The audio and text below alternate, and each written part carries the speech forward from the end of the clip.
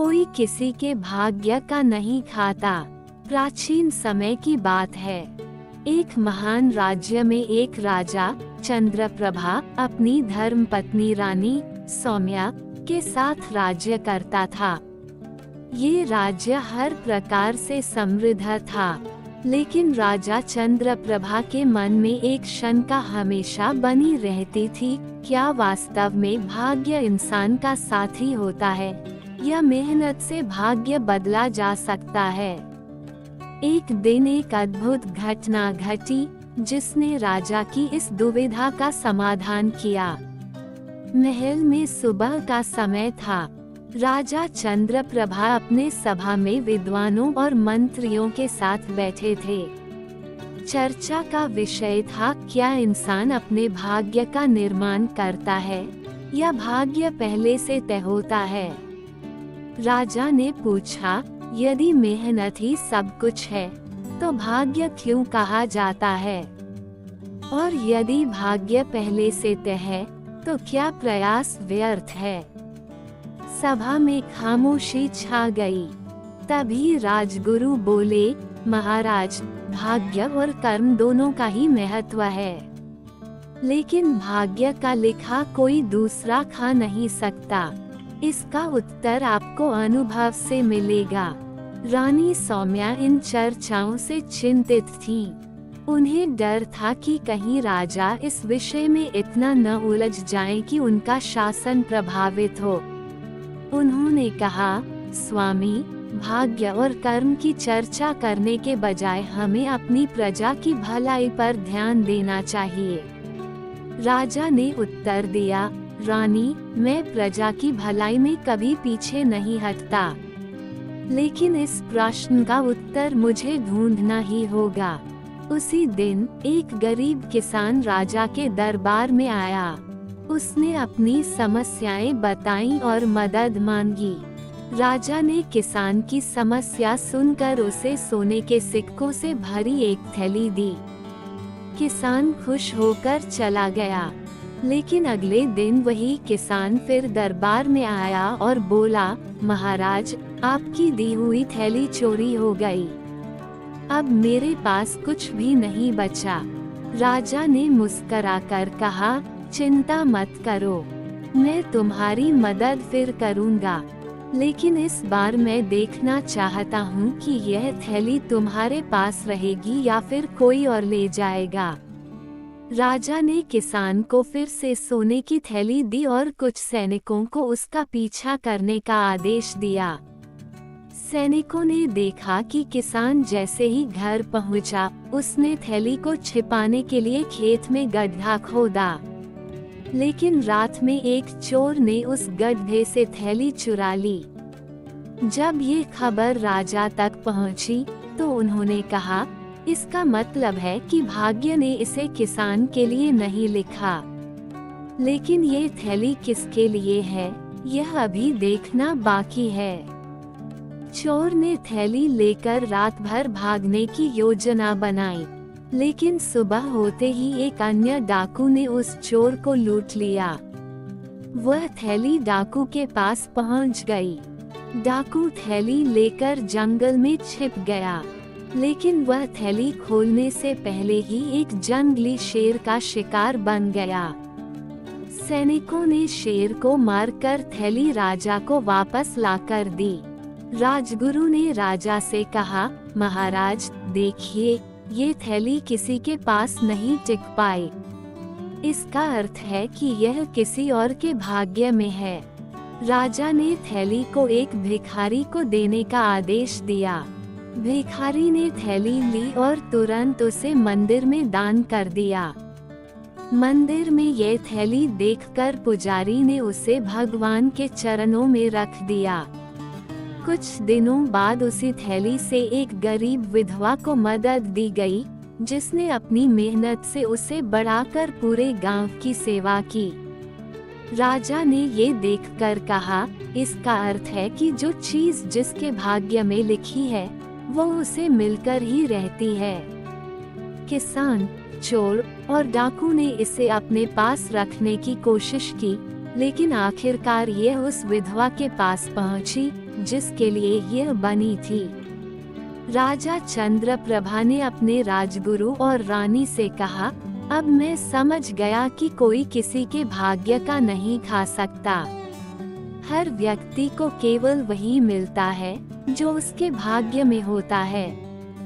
लेकिन कर्म भी महत्वपूर्ण है, क्योंकि बिना प्रयास के भाग्य भी साथ नहीं देता। इस घटना के बाद राजा ने भाग्य और कर्म के बीच संतुलन बनाकर शासन करना शुरू किया। उनकी प्रजा में भी यह ज्ञान फैल गया कि मेहनत और ईश्वर पर विश्वास ही सफलता का मार्ग है। ये कथा ये सिखाती है कि भाग्य को कोसने से कुछ नहीं होता। मेहनत करें और जो आपका है वह आपको अवश्य मिलेगा। कोई किसी के भाग्य का नहीं खाता। जो हमारा है वह हमें कर्म के साथ ही मिलेगा। कोई किसी के भाग्य का नहीं खाता। प्राचीन काल की बात है, जब एक छोटे से राज्य पर राजा वीर सिंह का शासन था। राजा वीर सिंह न केवल पराक्रमी थे, बल्कि न्यायप्रिय और धर्म के अनुयायी भी थे।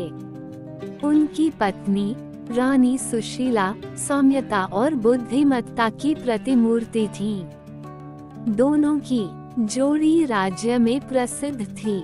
लेकिन उनके जीवन में एक ऐसी घटना घटी जिसने ये सिखाया कि कोई किसी के भाग्य का नहीं खाता।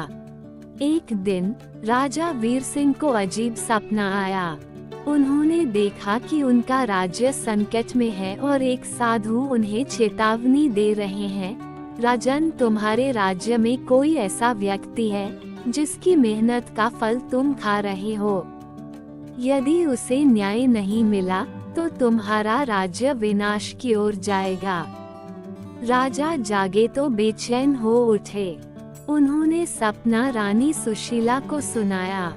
रानी ने सुझाव दिया, आप प्रजा का हाल जानने स्वयं नगर भ्रमण पर जाएं। हो सकता है इस सपने का उत्तर प्रजा में ही छिपा हो। राजा ने साधारण वेश धारण किया और रानी के साथ नगर में भ्रमण पर निकले। घूमते घूमते वे एक खेत में पहुँचे, जहाँ एक गरीब किसान मिट्टी में सना हुआ फसल काट रहा था। राजा ने उससे बातचीत की।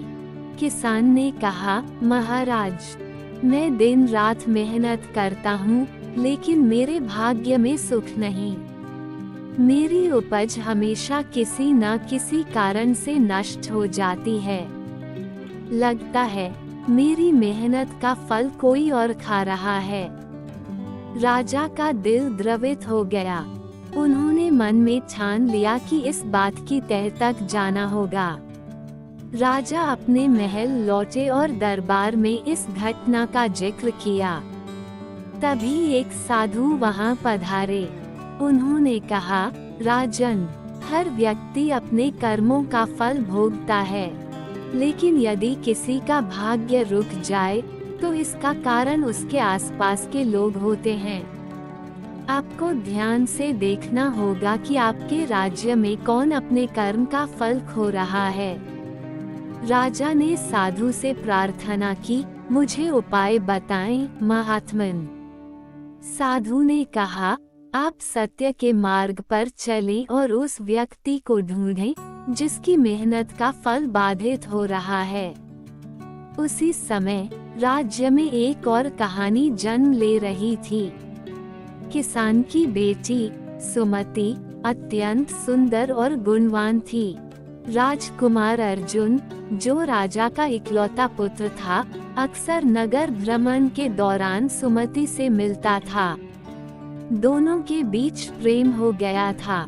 जब राजा को इसका पता चला तो वे क्रोधित हुए। उन्होंने रानी से कहा, एक किसान की बेटी हमारे वंश की बहू नहीं बन सकती। ये हमारी प्रतिष्ठा के खिलाफ है। रानी ने शांतिपूर्वक उत्तर दिया, राजन, प्रेम और भाग्य का नियम कोई नहीं बदल सकता। यदि यह ईश्वर की इच्छा है तो इसे स्वीकार करना ही उचित होगा। राजा ने किसान की बेटी से विवाह का विरोध करने के लिए कई प्रयास किए। उन्होंने सुमति को दरबार में बुलवाया और कठोर शब्दों में कहा, तुम मेरे पुत्र के योग्य नहीं हो। तुम्हारा भाग्य तुम्हें साधारण जीवन ही देगा। सुमति ने उत्तर दिया, महाराज, भाग्य का निर्णय मनुष्य नहीं, ईश्वर करता है। यदि मेरे और राजकुमार के भाग्य में साथ लिखा है, तो इसे कोई बदल नहीं सकता। राजा ने ये सुनकर सुमति को महल से बाहर निकलवा दिया। किसान ने अपने भाग्य को दोष दिया और साधु की खोज में निकल पड़ा।